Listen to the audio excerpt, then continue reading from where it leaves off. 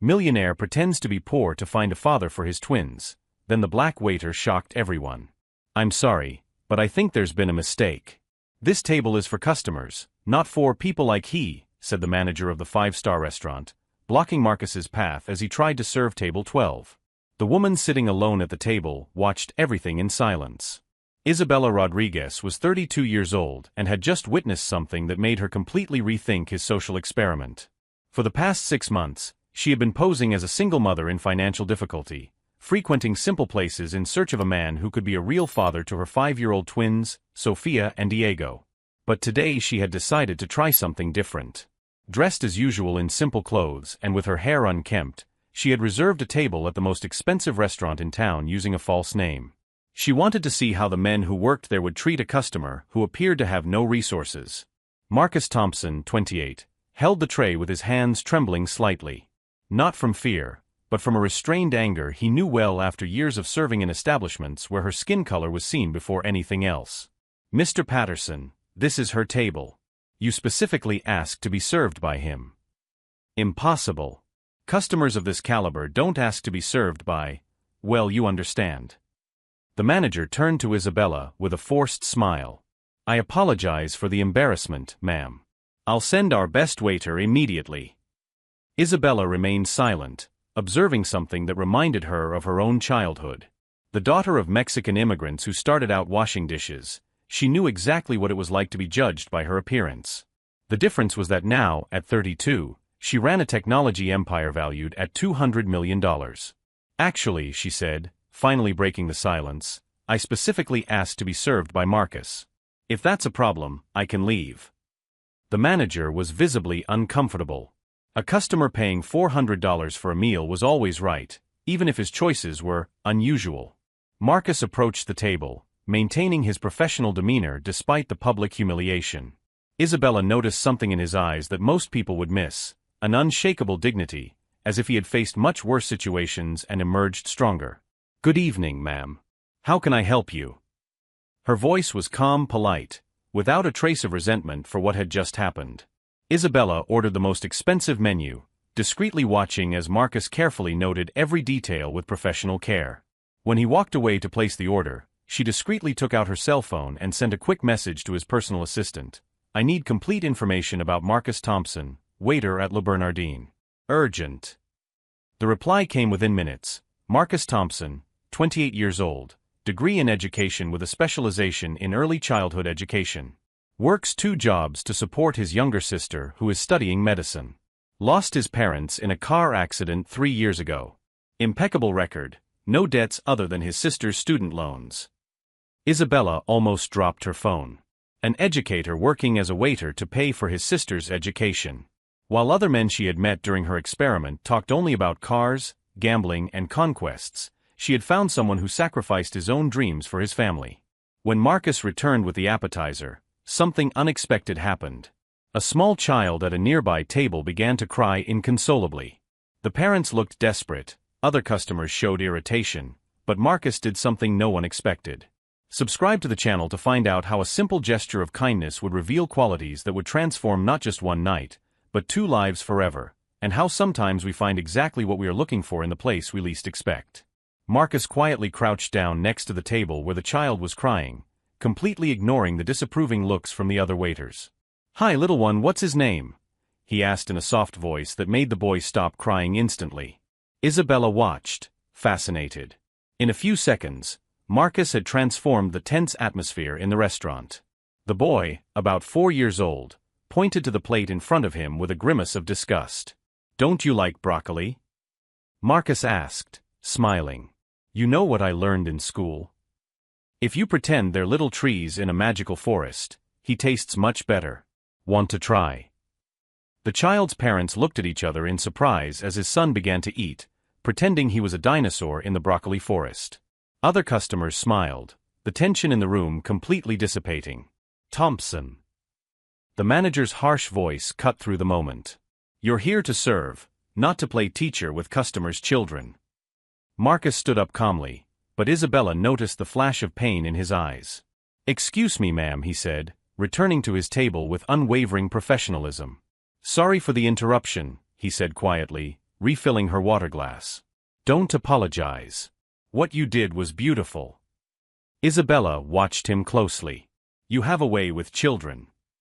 For a moment, Marcus's professional mask faltered.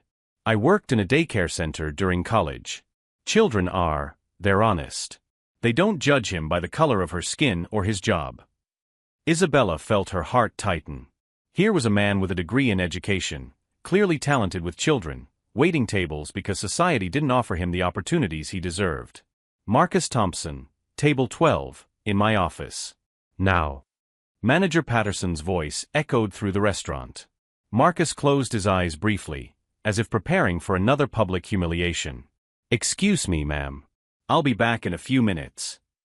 Isabella discreetly followed him to an area near the office where she could hear the conversation. How many times do I have to tell you that you're not a babysitter? Patterson yelled. This is a respectable institution, not a playground. And that customer at table 12 is complaining about his inappropriate behavior. Isabella almost stood up to contradict the lie, but something made her hesitate. She wanted to see how Marcus would react. Mr. Patterson, the child was disturbing other customers. I just helped calm the situation down. Don't give me excuses. And while we're on the subject, I need to warn you that his behavior has been questionable lately. Late arrivals, inappropriate attitude. Sir, I have never been late. And I have always maintained a professional attitude. Are you contradicting me? Patterson approached her intimidatingly. Perhaps it's time to re-evaluate whether you are suitable for this environment. We have standards here. Isabella saw Marcus take a deep breath, his hands clenching slightly. But when he spoke, her voice remained controlled. I understand perfectly, sir. May I return to work? When Marcus returned to the table, Isabella noticed that her hands were shaking slightly as he served the appetizer. Not from fear, she realized, but from a restrained anger she knew well. Is everything okay? She asked softly. Marcus looked her directly in the eye for the first time. Ma'am, may I ask you a personal question? Of course. Why did you specifically choose him to serve him today? Isabella hesitated. The question was deeper than it appeared. Honestly? He was the only one who greeted me when I walked in. The others looked right through me as if I were invisible. Marcus nodded slowly. It's a feeling I know well.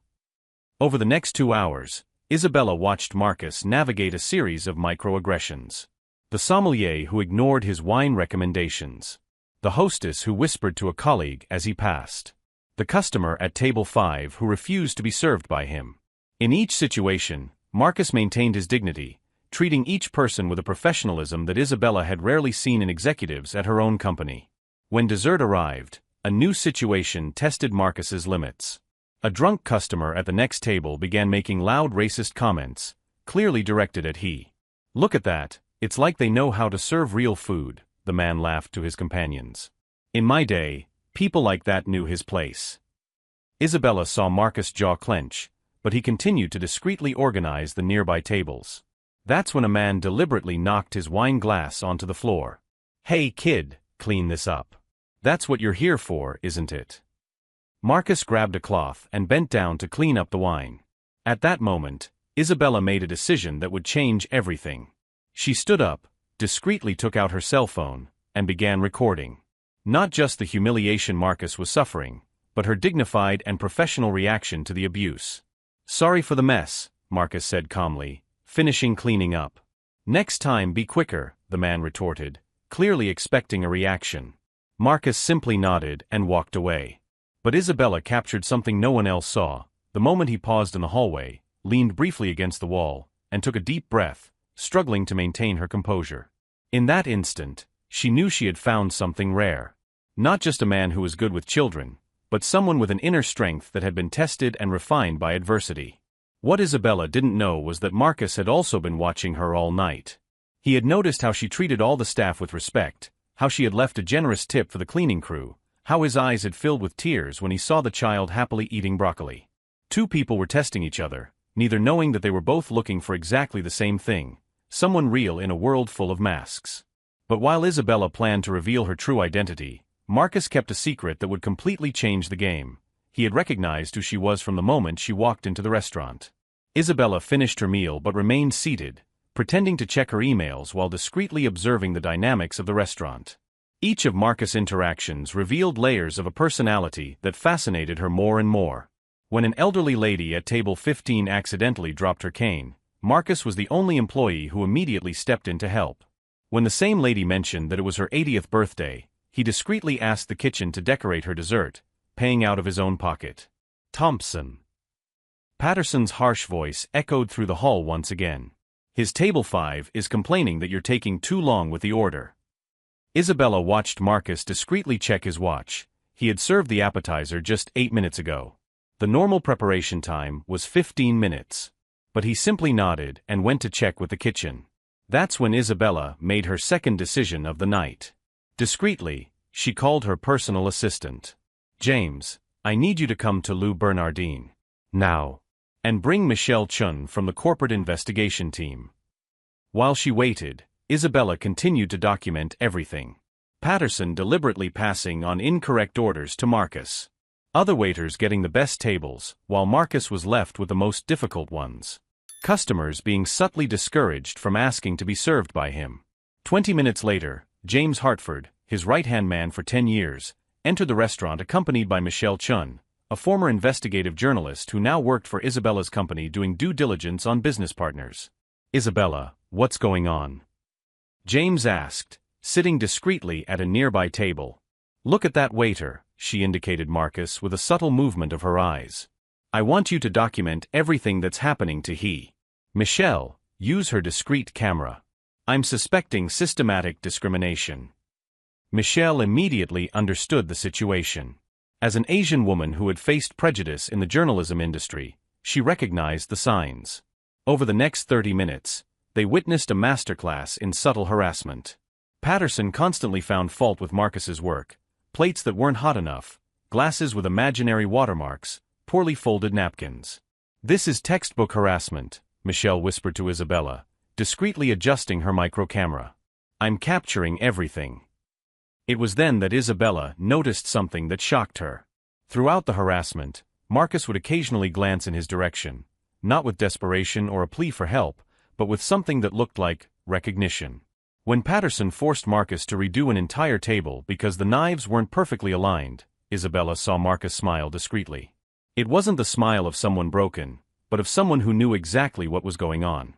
James, she whispered, I need information on Marcus Thompson's work records. How many times has he been reprimanded, fired, if he has ever filed complaints? The answer came quickly, impeccable record at all previous jobs. Never a complaint. But Isabella, there's something interesting here. What? He has a very active LinkedIn account. He's constantly connecting with journalists, civil rights activists, labor lawyers. And look at this, James discreetly showed her his cell phone.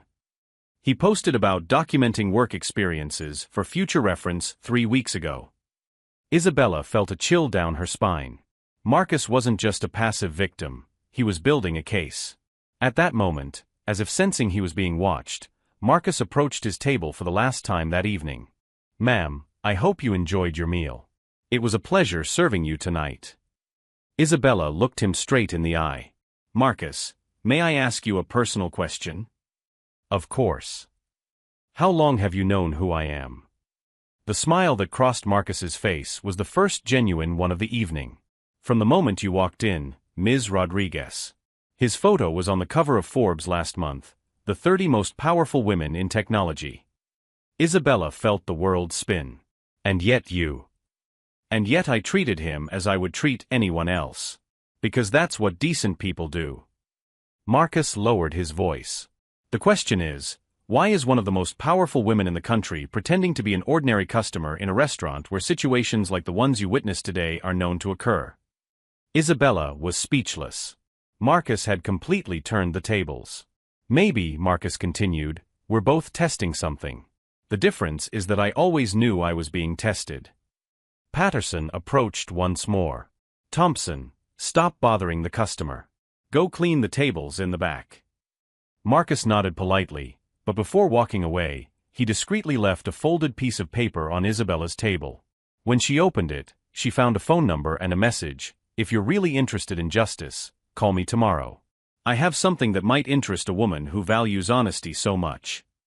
Isabella watched Marcus walk away, realizing she had completely misjudged the situation. She wasn't the only one testing someone. She herself was being evaluated by a man who had seen through her charade from the very beginning, but chose to play along to see how far she would go. The question that troubled her now was simple: if Marcus had recognized one of the richest women in the country, why did he remain genuinely respectful instead of trying to impress her? And more importantly, what exactly did he have to show that he considered worthy of someone of his caliber's attention? The next day, Isabella called Marcus at 9 in the morning. Her voice sounded different on the phone, less controlled, more curious. "You said you had something to show me. I'm still interested." "Good. Can you meet me in Central Park, near Bethesda Fountain, in an hour? And Miss Rodriguez, bring your team. I have a feeling he'll want to document what I have to show you." An hour later, Isabella arrived with James and Michelle. Marcus was waiting for them, sitting on a bench with a laptop and a bulky folder beside him. "First of all," Marcus said, standing up to greet them, "I have to confess something. It was no coincidence that I was working at Le Bernardin yesterday." Isabella frowned. "What do you mean?" Marcus opened his laptop. 6 months ago, I started an investigation into systematic discrimination in high-end restaurants. Le Bernardin was his third case.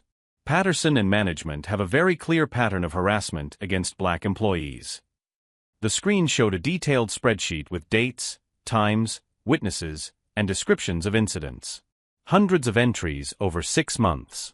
"Marcus," Isabella said slowly, "are you a journalist?" "I'm an educator specializing in inclusive education. But after his sister was unfairly fired from the hospital where she worked as a nurse, I decided I needed to do something bigger than just teach children about justice." Marcus moved on to the next tab in the spreadsheet. "I discovered that 12 black employees have been fired from Le Bernardin in the last 2 years. All on vague allegations of inappropriateness for the environment or performance issues. Meanwhile, his white employees with documented infractions remained employed." Michelle leaned in to get a better look. "Do you have evidence of all this, Marcus smiled for the first time. "Miss Chun, you're not the only one who knows how to use discrete recording equipment.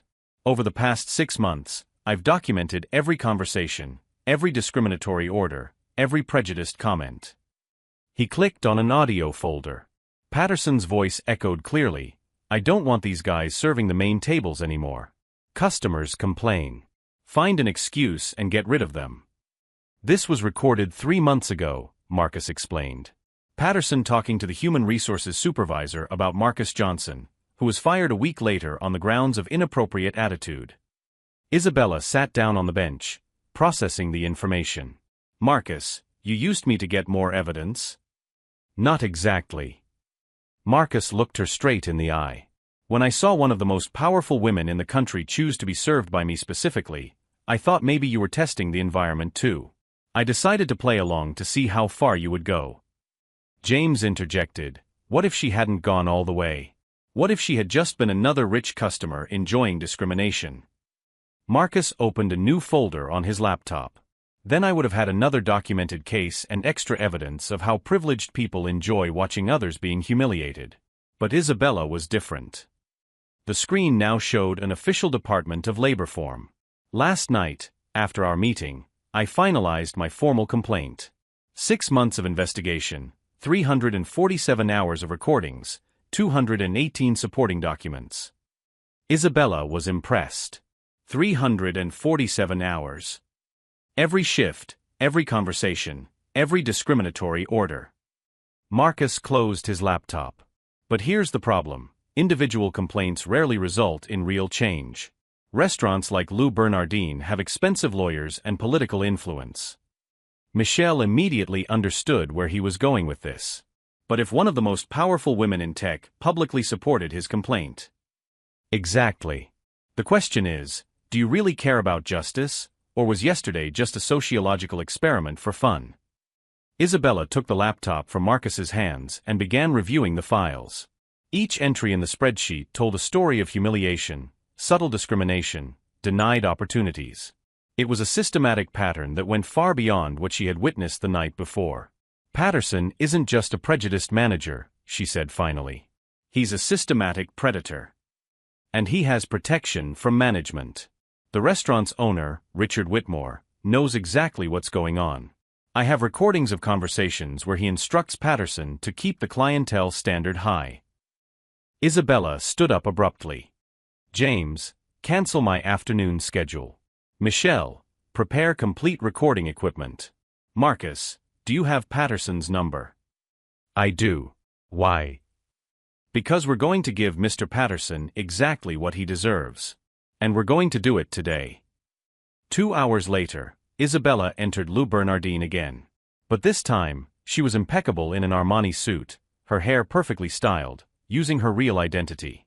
James accompanied her as her assistant, while Michelle discreetly positioned herself as a regular customer at a nearby table. Good afternoon. I'd like to speak to the manager, Patterson, Isabella said to the hostess. Of course, miss.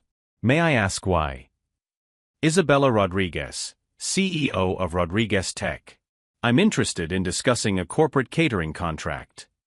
Patterson appeared in less than 2 minutes, smiling from ear to ear. Miss Rodriguez. What an honor to welcome you to our establishment. Richard Whitmore told me we could talk about a partnership. Isabella kept a neutral expression. Mr. Patterson, last night I dined here as a regular customer. It was an eye-opening experience. We hope it was exceptional. Our standard of excellence is unmatched. I did observe some interesting patterns. Isabella took out her cell phone, especially regarding his waiter Marcus Thompson. Patterson's smile faltered slightly. Thompson? I hope there weren't any problems. On the contrary. I observed her interaction with him throughout the evening. Very instructive. Isabella pressed play on a recording. Patterson's voice echoed through the restaurant. Thompson. You're here to serve, not to play teacher with the customer's children.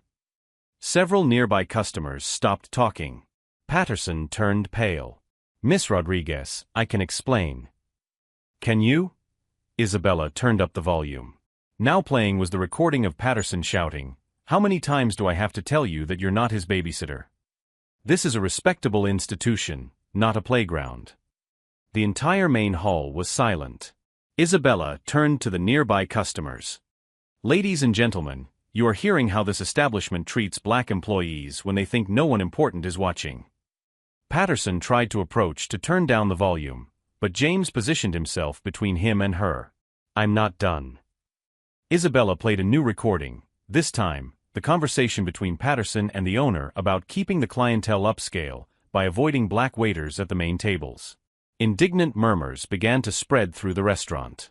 Some customers got up to leave, others pulled out their cell phones to record the scene. Miss Rodriguez, please, can we talk in private? Patterson was sweating. Like last night, when you humiliated Marcus Thompson in private, thinking no one cared? Isabella turned to the entire room. This establishment operates a system of systematic racial discrimination. I have 6 months of documented evidence. At that moment, Marcus walked through the front door, no longer dressed as a waiter, but in a simple suit with a briefcase in his hand. Marcus Thompson, educator and researcher on workplace discrimination. Mr. Patterson, I believe we've met.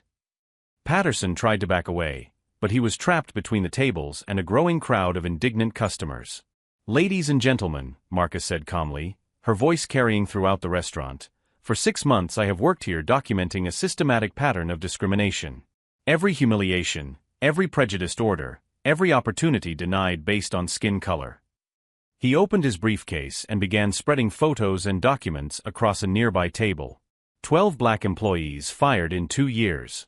0 white employees fired in the same period, despite more serious documented infractions. A customer approached to look at the documents. Is this real? Completely real, Isabella replied. And Patterson here was aware of everything. In fact, he was the main executor. Patterson finally found his voice. You can't do this. I'm going to sue you for defamation. Marcus smiled serenely. Mr. Patterson, defamation requires false information. Everything here is documented and verifiable. Incidentally, the labor attorneys representing the 12 dismissed employees would very much like to speak with you. Furthermore, Isabella added, Rodriguez Tech has just permanently canceled any possibility of partnership with this establishment. And I can guarantee that none of the 200 companies in our network of contacts will do business here. The hostess approached nervously. Mr. Patterson, Mr. Whitmore is on the phone. He says he needs to speak with you urgently. Patterson knew her career was over. In 20 minutes, her systematic discrimination had been publicly exposed to a room full of influential clients, documented by professional equipment, and witnessed by the CEO of one of the largest technology companies in the country. Marcus, Isabella said, extending her hand to him, I believe we have a conversation to finish. About giving his twins the father they deserve. Marcus smiled, shaking her hand. Miss Rodriguez, I believe we both passed the test. As Patterson desperately tried to explain the situation on the phone to his boss, and customers continued to walk out in protest, a new reality took shape in that salon. Justice had been served not with anger or vengeance, but with intelligence, documentation, and the courage of two people who refused to accept that prejudice was just the way things are. But the real transformation was just beginning, because sometimes finding justice is only the first step in building something much greater, a family based not on tests or disguises, but on mutual recognition of values that truly matter. 6 months later, Patterson was unemployed and being sued for employment discrimination. Lou Bernardine closed after a viral scandal, losing its operating license. Richard Whitmore sold the property in a forced liquidation. Marcus now ran Rodriguez Tech's social inclusion program, turning her passion for education into corporate policy. Isabella discovered that her twins, Sophia and Diego, adored Uncle Marcus, who taught them about justice through stories. Mommy, is Marcus going to be our new daddy? Sophia asked during family dinner. Isabella smiled, watching Marcus help Diego with his homework. What do you think? He's different from the other men you've introduced us to, Diego said. He really listens to us. Marcus approached. Isabella, can I talk to you? In the garden, he held her hands. I know we started out testing each other, but I've discovered something real. I want to build a family based on honesty, not experiments. Me too, she replied. I've learned that genuine people reveal their character in adversity, not in abundance. A year later, the Rodriguez Foundation, run jointly by Isabella and Marcus, had already helped 200 black professionals find decent jobs. Patterson tried to sue for defamation, but lost after 20 former employees testified against he. Marcus turned his traumatic experience into his life's mission. Isabella discovered that the best father for her children was not the one who impressed with money, but the one who demonstrated values when no one was looking. True wealth is not in what we own, but in who we choose to have by our side during storms. Sometimes we need to pretend to be someone else to discover who we really are, and above all, to recognize authenticity in a world full of masks. Subscribe to his channel for more stories that prove that justice and true love always find a way to triumph.